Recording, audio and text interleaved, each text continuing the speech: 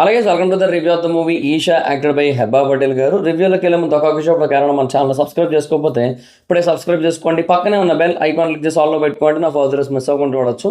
చాలా మంది చూస్తున్నారు కానీ సబ్స్క్రైబ్ చేసుకోవట్లేదు. So please try to subscribe and click the bell icon also. And ఇంక ఈషా సినిమా గురించి చెప్పాలంటే చెప్పడానికి ఏమీ లేదు. శూన్యం శూన్యం కాదు కానీ ఒక 1% ఉంది ఏదైనా ఒకటి చెప్పాలంటే సినిమాలో. క్లైమాక్స్ చాలా బాగుంది. ఆ ట్విస్ట్ బాగుంది. అది అన్ఎక్స్పెక్టెడ్ యాక్చువల్లీ. అంటే ఇనీషియల్గా మొదటి నుంచి ఏవైతే సీక్వెన్సెస్ అన్నీ కూడా జరుగుతూ వచ్చినాయో ఆ సీక్వెన్సెస్ వాటన్నిటిని కూడా ఒక చోటకి చేరిస్తే అప్పుడు బాగా అనిపిస్తుంది. అంటే ఆ క్లైమాక్స్లో వాడు రివీల్ చేసిన పాయింట్ని బట్టి కూడా. సో అక్కడ బాగానే అనిపించింది. ఓకే నైస్, ఓకే మంచి ట్విస్ట్. అండ్ యూనో ఆ పుణ్యవతి అండ్ వీటన్నిటిని కూడా ఇంటర్లింక్ చేసి చూసినప్పుడు ఆ 3 days కాన్సెప్ట్ అదంతా కూడా యూనో ఆన్ పేపర్ బాగున్న ఫీలింగ్ కలుగుతుంది. ఓకే ఆన్ పేపర్ బాగానే ఉందని చెప్పి. బట్ ఎగ్జిక్యూషన్లో మాత్రం అల్ట్రా ప్రోమాక్స్ డిజాస్టర్. ఎగ్జిక్యూషన్లో మాత్రం అసలు ఏమీ లేదు. అది హర్రర్ సినిమా అంటే హర్రరు లేదు అసలు ఎక్కడా కూడా. అది ఏందో ఇస్తున్నారు అప్పుడప్పుడు. ఆ జంప్ స్కేర్ మూమెంట్స్ ఉంటాయి చూడ, అలాంటి ఇవ్వడానికి ట్రై చేస్తున్నారు. బట్ సినిమాలో ఎక్కడా కూడా అంటే ఆన్ స్క్రీన్ కనబడట్లేదు, చెవులకు వినబడుతోంది. ఇది భయంకరమైన సీన్ అది. కళ్ళకు మాత్రం అది చూస్తుంటే అది ఏంటి నార్మల్ సీన్లే కదా అన్న ఫీలింగే కలుగుతుంటుంది. So so there is no point of fear. అసలు అక్కడ భయమే లేదు. అసలు అక్కడ వెన్నులో వణుకు పుట్టిస్తుంది అది ఇది అని చెప్పి. అంటే 4-5 స్పైన్ చిల్లింగ్ మూమెంట్స్ ఉన్నాయన్నారు. Not even nail chilling. వెన్ను సంగతి పక్కన పెట్టండి, గోర్లు కూడా వణికించేంత కూడా ఏమీ లేవు అక్కడ. సో అది నాకు అర్థం కాదు. అంటే ఏ రకంగా దీన్ని ఇట్లా ప్రమోట్ చేశారని చెప్పి. ఇది కాదు, ఆ మధ్య పెండం అని ఒక సినిమా వచ్చింది, మోస్ట్ స్కేరియస్ట్ సినిమా అని చెప్పి. అది కూడా అంతే. దానికి కూడా అప్పుడు పెండం దీనికి ఒక దండం అనే ఫీలింగ్ కలిగింది. ఇప్పుడు ఈషా ఏంది మాకు ఈ ఘోష అన్నట్టే అనిపించింది ఇది చూస్తుంటే కూడా. ఏం లేదు అక్కడ. అంటే out right dependency on music. Scenes మీద ఎక్కడ ఫోకస్ పెట్టిన ఫీలింగ్ కలగదు ఆ ఫియర్ క్రియేట్ చేయడానికి. ఓవరాల్గా తీసుకున్న సబ్జెక్టు బాగుందని ఎప్పుడు అనిపిస్తుంది? క్లైమాక్స్కి వచ్చిన తర్వాత, ఆ ట్విస్ట్ రివీల్ చేసిన తర్వాత. 2 గంటల 7 నిమిషాల సినిమా కదా. ఆ సెకండ్ హాఫ్ ఏదైతే ఉంటుందో ఆ సెకండ్ హాఫ్ ఒక 10 నిమిషాల తర్వాత, అంటే అది కూడా అంత ఫాస్ట్ పేస్లో ఏమి వెళ్తుంది కానీ ఏదో జరుగుతుందనే ఫీలింగ్ కలిగిస్తుంది. కానీ ఇంకా తర్వాత రిమైనింగ్ టైం ఏదైతే ఉంటుందో అదే ఓ 2.5 గంటల పాటు సాగిన ఫీలింగ్ కలుగుతుంటుంది. అంటే ఒక 50 minutes ఎంతో ఉంటుంది అది. బట్ అది చాలా స్లోగా వెళ్ళడం వల్ల, నెరేషన్ అదంతా చాలా స్లోగా ఉండడం వల్ల, అంటే అది మీకు ఎలా చెప్పాలి? ఇప్పుడు ప్రేమ కథా చిత్రం ఉంది. ప్రేమ కథా చిత్రం కూడా బేసిక్గా చాలా లిమిటెడ్ క్యారెక్టర్స్తో, చాలా లిమిటెడ్ యాక్టర్స్తో, లిమిటెడ్ లొకేషన్స్. నన్ను అడిగితే అది ఏముండదు, ఆ గెస్ట్ హౌస్లోనే అయిపోద్ది మొత్తం సినిమా. సో ఇట్లాంటి ఒక కాన్సెప్ట్ని బేస్ చేసుకొని దాన్ని దృష్టిలో పెట్టుకొని తీసిన కైండ్ ఆఫ్ ఫీల్ ఉంటుంది. బట్ అక్కడెక్కడ బోర్ కొట్టదు. ఆ క్యారెక్టర్స్ ఉన్నవి 4 ఆ 4 అటు ఇటు మాట్లాడుకుంటుంటే అటు ఇటు తిరుగుతూ ఉంటాయి. అదే ఉంటుంది తప్పిస్తే ఏముంటుంది కానీ బోర్ కొట్టదు. ఇది అలా కాదు. Limited characters, limited situations, limited locations. Still అంటే అదే ఆ ఎగ్జాంపుల్ తీసుకొని చేయడానికి ట్రై చేసినట్టు అనిపిస్తుంది. బట్ చాలా బోరింగ్ వెళ్తుంటుంది. అది ఎలా చెప్పాలంటే, ఇప్పుడు సోంపాపిడి తయారీ ప్రాసెస్ ఉంటుంది, ఐడియా ఉందా? అదొకటి ఉంటుంది, ఇట్లా ఒక ముద్ద లాంటి దాన్ని కర్రకేసి ఇట్లా లాగుతారు. అది ఎలా చివరిదాకా లాక్కుంటూ వెళ్ళిపోతుంటారు. మళ్ళీ వస్తారు ముందుకి, మళ్ళీ వేస్తారు, మళ్ళీ లాగుతారు. అంతే సింపుల్. అట్లా లాగారు దీన్ని కూడా కరెక్ట్గా చెప్పాలంటే. అంటే ఏం లేదు అక్కడ, కథ ఏమీ లేదు, ఇంత పాయింట్ అంతే. జనరల్గా ఈ కైండ్ ఆఫ్ సినిమాలన్నీ ఇంత పాయింట్లతో వచ్చినవే, నేను కాదన్ను. బట్ ఆ పాయింట్లో ఏదైతే స్టఫ్ పెట్టారో అది చాలా ఇంపార్టెంట్. ఇప్పుడు అది అంటే ఇప్పుడు ఒక RDX బాంబు ఉందబ్బా. మనం చాలా నావల్స్ కానీ, బుక్స్ కానీ, మూవీస్ కానీ వీటన్నిటిలో చూసాం మనం. నేను ఆయన రాజీవ్ గాంధీ గారికి సంబంధించి ఒకటి ఉంటుంది, బుక్ ఉంటుంది, ఆ ఇన్వెస్టిగేషన్ బుక్ ఉంటుంది. అది మొత్తం చదివాను నేను. సో దాంట్లో వాళ్ళు ఏంటంటే ఆ మేకింగ్ ప్రాసెస్ ఒకటి ఉంటుంది. RDX లోపల RDX బాంబు ఉంటుంది. ఆ బాంబు పేలితే చుట్టుపక్కల వాడికి ఎఫెక్ట్ అవుతుంది. కానీ వీళ్ళు ఏం చేస్తారంటే దాంట్లో చిన్న బుల్లెట్ ముక్కలు పెడతారు. పెట్టి కూరి పెడతారు మొత్తం. ఇంత చిన్న RDX ముద్దలో దగ్గరకు ఒక 1000 దాకా బుల్లెట్ ముక్కలు పెడతారు. బాంబు పేలినప్పుడు ఆ 1000 బుల్లెట్లు కూడా స్ప్రెడ్ అవుతాయి. యూనో డ్యామేజ్ ఎక్కువ అనమాట అందుకు. సో ఒక ఇది ఈ ఆర్డిఎక్స్ బాంబ్ అనేది సినిమాకి సంబంధించిన ప్లాట్ పాయింట్ అనుకుందాం, ఆన్ పేపర్ రాసుకున్న పాయింట్ అనుకుందాం.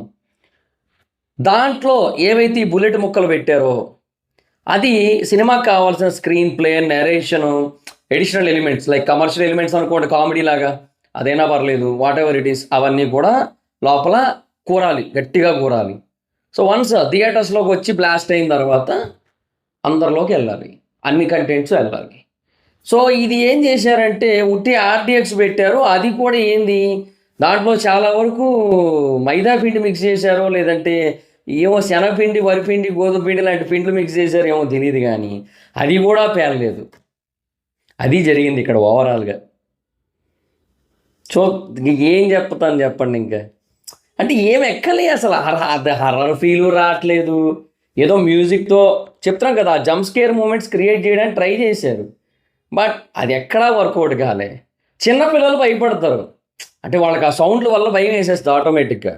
సో మీ ఇంటి చుట్టుపక్కల ఎవరైనా పిల్లలు బేసిక్గా రెగ్యులర్గా క్రికెట్ ఆడుతూ బాల్ మీ ఇంట్లో కొడుతూ మిమ్మల్ని బాగా ఇబ్బంది పెడుతుంటారు, అట్లాంటి పిల్లల్ని తీసుకొని వెళ్ళి ఈ సినిమాని చూపిస్తే ఆ సౌండ్లకి వాటికి బాగా భయపడిపోయి జడుచుకొని ఒక 2-3 రోజులు జ్వరాలు అయితే తెచ్చుకుంటారు. సో మీకు ఒక 2-3 రోజులు ఆ ఇంటి ముందు ఆ గోల అవన్నీ తప్పుతాయి. అట్లాంటి వాటి కోసం ఏమైనా వాడుకుంటానంటే వాడుకోవచ్చు. That is the only point of this movie. ఏం లేదబ్బా సినిమా, ఆ క్లైమాక్స్ బాగానే ఉంది, అదే చెప్తున్నా ఇప్పుడు ఆన్ పేపర్ బాగానే ఉంది అనిపిస్తుంది. వాళ్ళు రాసుకున్న ఆ క్లైమాక్స్ పాయింట్ని బట్టి ఓహో దీని కారణంగా ఇదంతా జరిగిందని చెప్పి మనకు ఒక చిన్న బ్లాస్ట్ ఉండి అట్లా ఒక రివీల్, ఆ రివీల్ తాలూకా ఇంపాక్ట్ మన మీద లైట్గా పడుతుంది. అంటే ఆ స్టోరీ ఓహో ఇదంతా ఇందువలన జరిగిందా అని చెప్పి మనకి, కానీ అది సాలిడ్గాను పడదు, లైట్గా పడుతుంది. ఆ తర్వాత ఆ ముందు వరకు భరించిన బోర్ ఏదైతే ఉందో దాన్ని జస్టిఫై చేయదు, అది వచ్చిన ప్రాబ్లం అంతా కూడా. సో బేసిక్గా ఎక్కడైనా సరే మనకు ఒక సినిమా ఒక 15 నిమిషాలు బోర్ కొట్టినా సరే 16 నిమిషాల్లో వచ్చే ఒక పాయింట్ ఆ 15 నిమిషాలని జస్టిఫై చేస్తే పర్లేదు.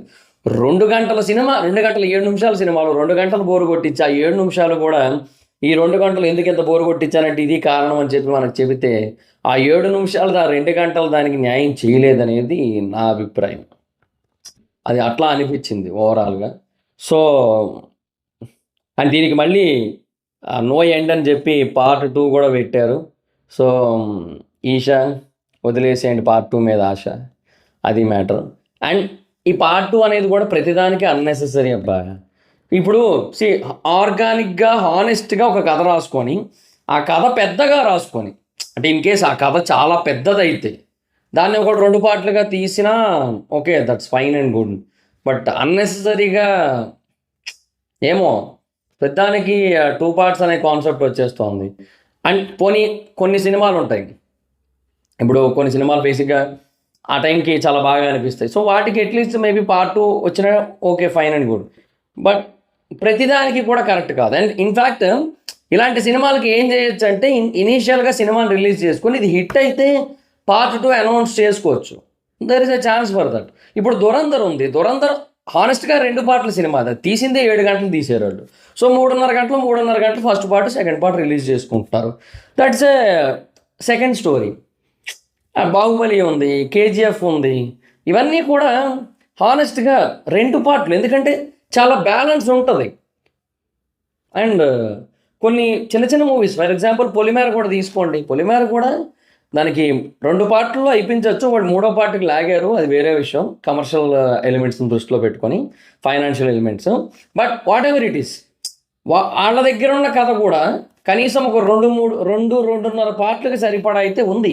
సో ఆ కథనే వాళ్ళు తీస్తున్నారు ఇట్లా. సో అది ఓకే, అలా ఫైన్. ఇప్పుడు మంగళవారం ఉంది, మంగళవారం బేసిక్గా సినిమా హిట్ అయింది. హిట్ అయిన తర్వాత ఆ క్లైమాక్స్లో ఏదో మనకు చూపించారు. సో పార్ట్ 2 ఉంటుంది అన్నట్టుగా ఒక చిన్న పాయింట్ అయితే పెట్టారు అప్పట్లో అది యాక్సెప్టబుల్. ఎందుకు అప్పుడు ఇంకా అది కొత్త, ఇప్పుడు అందరూ వాడేస్తున్నారు అదే కాన్సెప్ట్ని. అది అందువల్ల ఏమైపోతుందంటే ఆటోమేటిక్గా ఒక నెగిటివ్ ఫీలింగ్ వెళ్ళిపోతుంది. అదేదో సినిమా వన్స్ హిట్ అయిన తర్వాత it's better to announce part 2. ఇప్పుడు ప్రేమలో ఉంది, ప్రేమలో 2 తర్వాత అనౌన్స్ చేశారుగా, అట్లా చేసుకుంటే అయిపోద్దేమో. దట్స్ ద బెటర్ ఆప్షన్ అనే ఫీలింగ్ కలిగింది నాకైతే. సో అంతే, అంతే గైస్, ఏం లేదు చెప్పడానికి. యాక్టర్స్ అయితే వాళ్ళకి ఇచ్చిన రోల్స్ మేరకు వాళ్ళు బాగానే చేశారు. Good, everybody did their best. మధ్యలో ఒక పాయింట్ని ఎందుకు క్లారిటీ ఇవ్వకుండా వదిలేశారో నాకు అర్థం కాలే. ఆ లోయ సీను, ఆ పర్సన్ తన్నుకొని వెనక్కి వెళ్ళాడు, మరి ఏమైంది? మళ్ళీ బాగానే వచ్చాడు కదా, ఎట్లా వచ్చాడు? గాలిలో తేలాడా ఏంటి? అది ఏందో మరి మేము ఆలోచించుకోవాలి, ఏందో మరి నాకు అర్థం కాలే. అది అయితే దానికైతే క్లారిటీ ఇచ్చిన ఫీలింగ్ రాలే నాకు. అంతా ఆలోచించిన ఇది ఇది ఎక్కడ మిస్ అయ్యారు వీళ్ళు మిస్ అయ్యారా, నేను మిస్ అయ్యాను, అంతా చూశానే నేను. పోనీ ఈషా స్లీప్ వేసా అన్నట్టు నేనేం పడుకోలేదు కూడా, లేదు మొత్తం చూస్తానే ఉన్నా. మరి అయ్యింది, వచ్చాడు, అయిపోయింది. దానికి ఏది క్లారిటీ, ఏది లాస్ట్లో ఏమో. ఐఎమ్ నాట్ ష్యూర్, దాని గురించి నాకు ఒక క్లారిటీ ఇచ్చిన ఫీలింగ్ అయితే రాలేదు. సరే అదొకటి. అండ్ ఓవరాల్గా డైరెక్షన్ సైడ్ నాకు ఎందుకో ఫాల్ట్ అయితే కనబడింది నాకు. సో మిస్ఫైర్ బాగా ఎక్కువైంది అటు సైడ్, అంతే ఇంకా. So BGMs are nice, BGMs are good, బాగానే ఉన్నాయి. బట్ ఏమంటే ఆ సీన్లో అంత బలం లేకుండా బీజిఎంతో భయపెట్టడానికి ట్రై చేస్తుంటే అసలు ఎక్కడ భయం వేయలేదు. అది వచ్చిన ప్రాబ్లం, అంతే ఇంకా. సో అంతే గైస్. ఈషా పెట్టుకోకండి దీని మీద ఆశ. హర్రర్ సినిమా అనుకొని భయపెట్టేస్తుంది అనుకొని అట్లాగో లేదు, స్టోరీ పరంగానూ లేదు, ఏం లేదు. సో ఈ మూవీకి జనరల్ మూవీ రేటింగ్స్ ప్రకారంగా నేను ఇచ్చే రేటింగ్ అయితే I give 2/5. So that's guys, this the video కనుక మీకు నచ్చినట్టయితే లైక్ చేసి వీడియోని షేర్ చేయనప్పుడు కారణం మన ఛానల్ సబ్స్క్రైబ్ చేసుకోకపోతే ఇప్పుడే సబ్స్క్రైబ్ చేసుకోండి. పక్కన ఉన్న బెల్ ఐకాన్ క్లిక్ చేసి ఆన్లో పెట్టుకోండి, నా ఫర్దర్స్ మిస్ అవ్వకుండా చూడొచ్చు. చాలా మంది చూస్తారు కానీ సబ్స్క్రైబ్ చేసుకోవట్లా. So please try to subscribe, click the bell icon also. నా ఇన్స్టాగ్రామ్ ఐడి ఎవరు స్మైదర్ అక్కడ వచ్చి ఫాలో వచ్చి. Thank you so much. Bye, next bye by.